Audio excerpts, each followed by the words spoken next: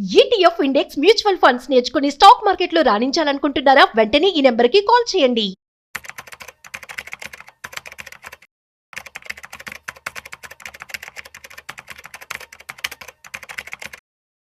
నమస్కారం అండి. నమస్తే.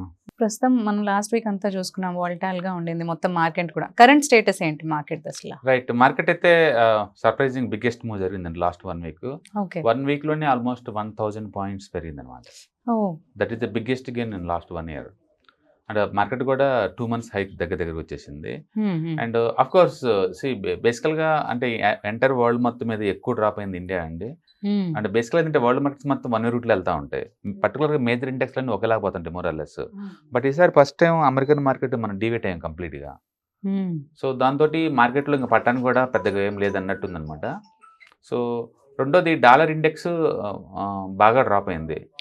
ఇండియా లాంటి కమోడిటీ ఇంపోర్ట్ చేసుకునే కంట్రీస్కి డాలర్ ఎంత డ్రాప్ అయితే అంత బెటర్ అనమాట. అందుకని న్యాచురల్గానే ఇండియన్ రూపీ స్ట్రాంగ్ అయింది. సో ఇప్పుడు Indian rupee almost 2 months hike వచ్చేసింది. అంటే ఇండియన్ రూపీ స్ట్రెంత్ పుంజుకుంటుంది. అదే టైంలో ఎఫ్ఐ సెల్లింగ్ కూడా స్లో అయింది. అండ్ అన్ని రీజన్స్ ఒకటైంది అనమాట. స్టాక్స్ బాగా చీపర్ రేట్ రావటం, నిఫ్టీ యావరేజ్ పీకి రావటం, అండ్ మిడ్ క్యాప్ స్మాల్ క్యాప్లో డీప్ డిస్కౌంట్ ఉండటం, అట్లా అన్నీ కలగలిపి బయింగ్ స్టార్ట్ అయింది అనమాట. అండ్ నిఫ్టీ 22,000 దగ్గర అయితే స్ట్రాంగ్ సపోర్ట్ ఉందండి. అక్కడే రొటేట్ అయ్యి అక్కడ నుంచి ఇప్పుడు 23,300 దాకా వచ్చింది అనమాట. అండ్ ఇది కంటిన్యూ మూవ్ అవుతుందంటే అవదండి, చాలా ఇంపార్టెంట్ లెవెల్లో ఉంది. బహుశా 24,000 దగ్గర అక్కడ రొటేట్ అవుతూ ఉంటుంది 2-3 months వరకు కూడా. అక్కడ బేస్ తీసుకుని కానీ పైకి వెళ్తాం అనమాట. అందుకో నెక్స్ట్ మనం ఒక 2 to 3 months వరకు సౌడియన్ మార్కెట్ ఎక్స్పెక్ట్ చేయొచ్చు. కొన్ని స్టాక్స్ స్ట్రాంగ్గా మూవ్ అవుతుంటాయి, కొన్ని స్టాక్స్ అయితే ఇంకా ఫ్లాట్గా నెగిటివ్ బ్యాచ్ మీద పోతా ఉంటాయి. మొత్తానికైతే స్టాక్ స్పెసిఫిక్ యాక్షన్ నడుస్తుంది నెక్స్ట్ 2-3 months. పాజిటివ్ ఉందంటారా? పాజిటివ్ బ్యాచ్ మీద. అయితే సర్ప్రైజింగ్ మూవ్స్ అయితే లాంటి బిగ్ మూవ్స్ ఏం జరగవు. లాస్ట్ 1 week అనేది జరగవు. మళ్ళీ లో అవ్వడం బేసికల్ ఏంటంటే ప్యాటర్న్ ఫామ్ చేసేటప్పుడు 1-2 సార్లు అటు ఇటు ఒకటి అనేది మామూలు ఇష్యూ అనమాట. అందుకని నేను అనుకుంటే నెక్స్ట్ 2-3 months బేస్ తీసుకొని తర్వాతనే మూవ్స్ జరుగుతాయి అనమాట. So next 2-3 months time correction మనం ఎక్స్పెక్ట్ చేయొచ్చు. ఇప్పుడు ఇన్వెస్ట్ చేయాలనుకున్న వాళ్ళకి ఎలా? మార్కెట్లో బెస్ట్ థింగ్ ఏంటంటే డిస్కౌంట్ వచ్చినప్పుడల్లా అడిషనల్ యూనిట్స్ కొనుక్కుంటూ పోవడం వల్ల ఎప్పటికీ అడ్వాంటేజ్ ఉంటుందండి. ఎందుకంటే మార్కెట్ పట్టడం కొత్త ఏం కాదు, పెరగడం కొత్త ఏం కాదు. నిరంతరం పడుతూ ఉంటుంది, రికవర్ అవుతూ ఉంటుంది, పెరుగుతూనే ఉంటుంది. కాబట్టి గోల్ ఓరియంటెడ్గా ఇన్వెస్ట్ చేసుకుంటూ పోవాలి తప్ప మార్కెట్ పడుతుందని దూరంగా ఉంటుంది, పెరుగుతుందని దగ్గర అలా అనుకునే బదులు ఒక ప్లానింగ్గా ఎవ్రీ మంత్ కన్సిస్టెన్సీగా ఇన్వెస్ట్ చేసుకుంటూ పోవడం ద్వారా అడ్వాంటేజ్ అవుతుంది అనమాట. అండ్ రికవరీ కూడా ఎక్కువ డ్రాప్ అయిన mid cap, micro cap, small cap అవి స్ట్రాంగ్గా బౌన్స్ అయిందండి. అంటే కొన్ని సెక్టర్స్ అయితే వెరీ బిగ్ మూవ్స్ అండి. లైక్ ట్రాన్స్ఫార్మ్స్ అనుకోండి, ఆల్మోస్ట్ 16% మూవ్ అయింది లాస్ట్ 1 week లో. టోటల్ సెక్టర్ ఆల్మోస్ట్ 16% మూవ్ అయింది. టోటల్ సెక్టర్ ఒక స్టాక్ కాదు నేను అంటుంది. సో బేసికల్గా నిఫ్టీ రికవర్ అయింది అనుకోండి, ఆల్మోస్ట్ 75% మార్కెట్ ఎంతకంత రికవర్ అవుతుంది. రెండోది నిఫ్టీ స్ట్రాంగ్ అయ్యి కొన్ని సెక్టర్ స్ట్రాంగ్ అవుతూ ఉంటాయి. అందుకని మనం ఎప్పుడైనా స్టాక్ స్పెసిఫిక్ చూసేటప్పుడు దానికన్నా ముందే ఓవరాల్ మార్కెట్ రిప్రజెంటేటివ్ నిఫ్టీ అనమాట. నిఫ్టీ ఎలాగుందో చూడాలి, సెక్టర్ ఎలాగుందో చూడాలి, ఆ తర్వాతనే మనం స్టాక్ని పిక్ చేసుకోవాలన్నమాట. ఇక్కడ ఏదైతే స్ట్రాంగ్గా మూవ్ అవుతున్నాయో అవన్నీ కూడా అంటే ట్రాన్స్ఫార్మ్స్ కావచ్చు, షుగర్ సెక్టర్ కావచ్చు, అండ్ రైల్వేస్ కావచ్చు, అండ్ రీసైక్లింగ్ కావచ్చు, ఇవన్నీ స్ట్రాంగ్ డిమాండ్ వచ్చినాయి, ముందుకు పోయింది అనమాట. కొన్ని సెక్టర్ అయితే very surprising more than 10% move అయిందండి. కొన్ని తక్కువ అనుకుంటే కొన్ని ఫ్లాట్గానే ఉన్నాయి అనమాట.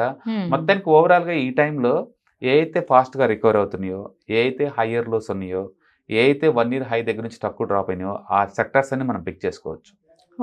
పర్టికులర్ ట్రాన్స్ఫార్మ్స్, న్యూక్లియర్ ఎనర్జీ, ఆ టైప్ ఇవన్నీ బాగున్నాయి. అండ్ ఈవెన్ పవర్ సెక్టర్స్ కూడా బాగానే వస్తుంది. సెలెక్ట్ సిమెంట్ కౌంటర్స్ చాలా బాగున్నాయి, ప్రైవేట్ బ్యాంక్స్ చాలా బాగున్నాయి, నాన్ హౌసింగ్ ఫైనాన్స్ కంపెనీ చాలా బాగున్నాయి. సో ఏదైనా సరే తక్కువ డ్రాప్ అయినవన్నీ మంచి ప్యాటర్న్ వచ్చినాయి, ఏదైనా సరే మనం పిక్ చేసుకోవచ్చు. ఏదేమైనా ఎంటైర్ మార్కెట్లో మంచి డిస్కౌంట్ సేల్ నడుస్తూనే ఉన్నాయండి. అంటే క్వాలిటీ స్టాక్స్ డిస్కౌంట్లో ఉన్నాయి కాబట్టి సెలెక్ట్ బయింగ్ చేసుకోవచ్చు. అదేనండి. ఇప్పుడు మనకి ఇప్పుడు కొంచెం రేజ్ అయిందని పాజిటివ్ గానే ఉందని అంటున్నారు. ఇంకా వెయిట్ చేసి పెట్టుకోవచ్చు అంటారా, లేదంటే ఇప్పుడే పెట్టుకోవడం రైట్ టైం అంటారా? బేసికల్గా మార్కెట్ పర్ఫెక్ట్ టైమింగ్స్ ఎవరు వెయిట్ చేయలేరండి. అందుకని మార్కెట్ పెరుగుతుందా పడుతుందా అనే బదులు కొన్ని సెక్టర్స్ స్ట్రాంగ్గా కనపడుతున్నాయి. లైక్ పవర్ చాలా స్ట్రాంగ్, పర్టికులర్ ట్రాన్స్ఫార్మ్స్ చాలా బాగా కనపడుతున్నాయి. అవి అంటే పవర్ ఎప్పుడు షార్టేజ్ ఉంటుంది ఇండియా లాంటి కంట్రీస్కి. అంటే సమ్మర్ రాగానే ఫస్ట్ భయపడేది దానికి. ఇక రాను ఈ చిప్ మ్యానుఫ్యాక్చరింగ్ పెరుగుతుంది, డేటా సెంటర్స్ పెరుగుతున్నాయి, ఎలక్ట్రికల్ వెహికల్స్ పెరుగుతున్నాయి, ఇండస్ట్రీ ప్రొడక్టివిటీ పెరుగుతుంది. ఏది చూసినా సరే పవర్ షార్టేజ్ కనపడతా ఉంటుంది. కాబట్టి పవర్ ఆల్టర్నేట్ ఎనర్జీ అవి తీసుకోవచ్చు. అండ్ కొన్ని షుగర్ స్టాక్స్ అయితే బాగా మూవ్ అవుతున్నాయి, అవి తీసుకోవచ్చు. అలాగే డిఫెన్స్ ఈ మధ్య యూరోప్ లో జరిగిన ఇన్సిడెంట్స్ పుణ్యం అంటూ డిఫెన్స్ కి మంచి డిమాండ్ వచ్చే ఛాన్స్ ఉంది. ఇటు ఇండియన్ గవర్నమెంట్ ప్రైవేటైజేషన్ ఎంకరేజ్ చేస్తుంది, ప్లస్ అటు యూరోప్ లో కూడా డిఫెన్స్ ప్రాజెక్ట్ వచ్చేలాగా ఉన్నాయి అనమాట. కాబట్టి డిఫెన్స్ సెక్టర్ చాలా స్ట్రాంగ్ రియాక్ట్ అవుతుంది, వాటిని తీసుకోవచ్చు. కాబట్టి కొన్ని సెలెక్టివ్ కౌంటర్స్ అయితే చాలా స్ట్రాంగ్ గా ఉన్నాయండి. ఏ అయితే లాస్ట్ 4-5 నుంచి బేస్ ఫార్మేషన్ జరుగుతాయో వాటన్నింటిలో పెట్టుకుంటూ పోవచ్చు.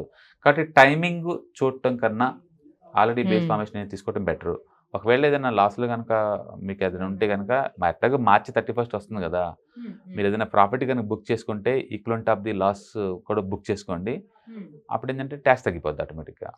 సో ట్యాక్స్ హార్వెస్టింగ్ చేసుకోవటం ఈ టైంలో బెస్ట్ అనమాట.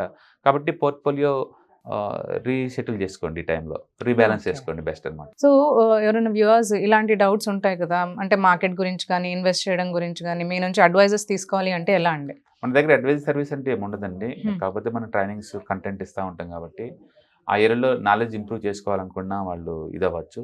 లేదా సుమన్ టీవీ కండక్ట్ చేసే ప్రోగ్రామ్స్ వీటిని అటెండ్ అవడం ద్వారా వాళ్ళు రీచ్ అవడం ద్వారా వాళ్ళు హెల్ప్ చేస్తారు. మనం పెట్టిన వెబినార్స్ అనేవి నంబర్స్ వాళ్ళు రిజిస్టర్ చేసుకుంటే మీరు గైడెన్స్ అనేది ఇస్తారు కదా, లైక్ ఎలా చేయొచ్చు ఏంటి స్టాక్ మార్కెట్ అనాలిసిస్ మేము ఇస్తాం. ఓకే అండి, థ్యాంక్ యూ. హాయ్, స్టాక్ మార్కెట్లో వాలటిలిటీకి దూరంగా ఉంటున్నారా? పోర్ట్ఫోలియోస్ అన్ని కూడా రెడ్లో ఉండి బ్లీడ్ అవుతున్నాయా? అంటే స్టాక్ మార్కెట్లో ఉండి సస్టైనబిలిటీ ఉన్న బిజినెస్ మోడల్ లాగా, లేదా స్టాక్ మార్కెట్ లాంగ్ టర్మ్లో మంచి వెల్త్ క్రియేట్ చేసుకునేలాగా ప్లానింగ్స్ ఏమైనా ఉన్నాయా? అయితే అలాంటి వాళ్ళ కోసం ఈ ప్రోగ్రామ్ అండి. ETFs, index funds and mutual funds. మా స్టాక్ మార్కెట్లో ఉండి కూడా సెక్యూర్ వేలో మనీ మేక్ చేసుకునే పద్ధతి ఏదైనా ఉందంటే రిటైలర్స్కి ఈ మూడే అనమాట. దీంట్లో కాంప్రహెన్సివ్గా మీకు ట్రైనింగ్ అండ్ గైడెన్స్ జరుగుతుంది. అండ్ వీకెండ్స్లో జరిగే ఈ ప్రోగ్రామ్లో అటెండ్ అవడం ద్వారా ETFs, index funds and mutual ఫండ్స్లో మీ నాలెడ్జ్ పెంచుకోండి. మీ పోర్ట్ఫోలియో మీరే మెయింటైన్ చేయడం ద్వారా ఇయర్లీ యావరేజ్ మీద 20 to 30% మనీ మేక్ చేసుకోండి. All the best. Thank you.